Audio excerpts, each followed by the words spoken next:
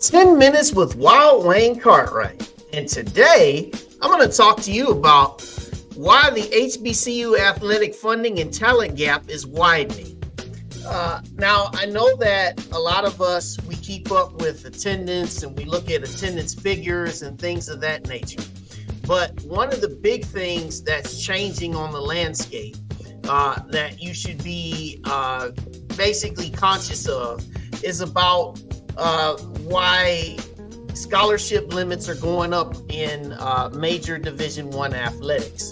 I did talk briefly earlier in the year about how there is a pending settlement that is in the courts that basically will allow the major power conferences to pay their players to the sum of $22 million spread evenly amongst all of its choice sports.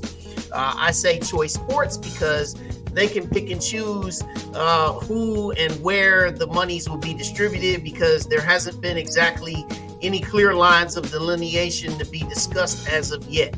So the information that I'm going to provide to you in this video today, a lot of this is still pending, but you and I know that most of this stuff that's pending, if there's people who are behind it that have great influence, and whether it's financially or politically, it's pretty much going to happen. All right. So first off, just show you a little bit about the equivalency model that's been floated. Now, most of us, we look at football, obviously, because it's one of the largest sports that we all watch and we enjoy. You can see that there are currently 85 full ride scholarships that are available, and roster limits will then increase to 105. All right, so partial scholarships will be an option to provide to athletes. So basically what this means is that coaches and coaching staffs will have the opportunity to split up their scholarships amongst people. So let's say you have 105 people on the roster. You may want to put your resources into some of your two deep roster, and maybe not so much into those that are on your third and fourth string, but that's an option. And then you can see going on down, you can see where it is in baseball, softball. You can see basketball is going to add 2 spots. You can see that women's basketball is going to pretty much stay at the same place. And then you see so on and so forth down the list there. All right, now here are some of the pros and cons to this. All right, now some of the pros: if you increasing these numbers of scholarships, it'll mean that there's more opportunities available. Now, we all know about the way that the transfer portal has kind of really taken out of the steam from some of the traditional recruiting from high school athletes. With the increase of these scholarships, that'll give a little bit more opportunities to some of these athletes that are coming out of high school. Also, athletic departments at some of these big schools, they won't be able to stockpile these athletes. So, stockpiling athletes, meaning that, hey, we can put some guys, we can redshirt them, we can do these different things. Well, these athletes, you'll have more opportunities to be on scholarship at different places. And, the idea is that it can level the playing field. Also at some of these non-Power 5 schools. Now, I say Power 5, you may say that, well, it's Power 4, but just this week, the Pac-12 has had its resurrection. So Power 5 is probably going to be a thing again. All right, so now some of the cons. All right, schools without football and basketball, or schools with football and basketball, I should say, they'll probably put a lot of their resources in that. All right, so maybe your Ohio States, your Alabamas in football, Kentucky in basketball, Arkansas, some of these big schools that do big things in basketball and football will probably look to put a lot of their resources towards that. Also, there can be a decrease in resources with this. You'll see some salary cuts, some removal of staff, even reduction of scholarships in some of the other sports. That is, if it's not regulated properly. And then some of these non-revenue sports like track and field, gymnastics, cross country, tennis, golf, they can get cut because you're trying to accommodate the increase in the scholarship limits. And also with the increase in scholarship limits and NIL, there's a lot more money that's going to be floated around. And some of the schools that don't generate as much money or any money will probably get pushed to the back burner. All right, now something that just came out yesterday, and this is very important. All right, Tennessee Athletics, they're going to start charging a talent fee in 2025.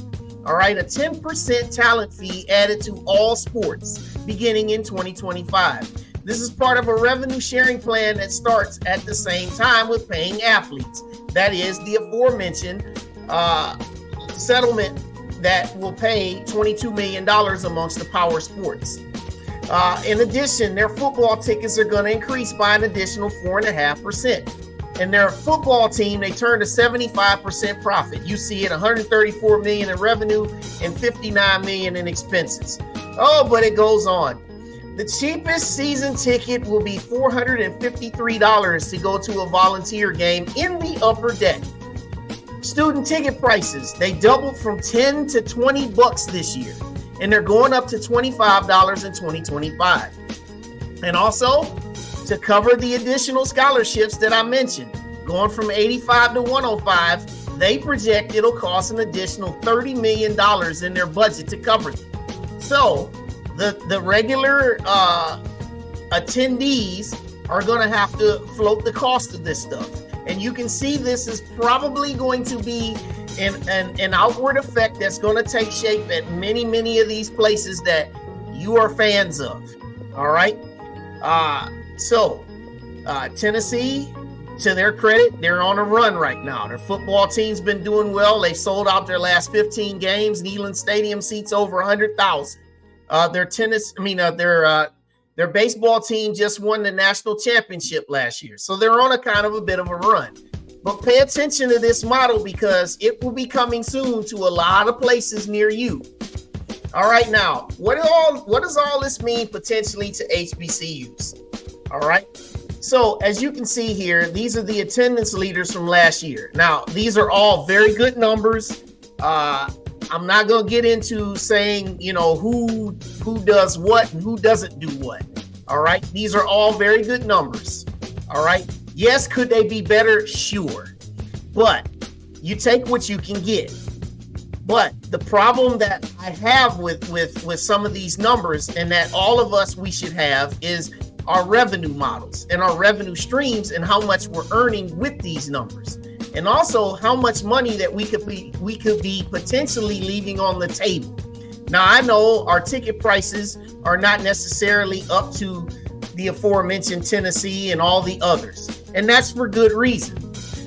But one thing that is happening is that you can see the gap is widening.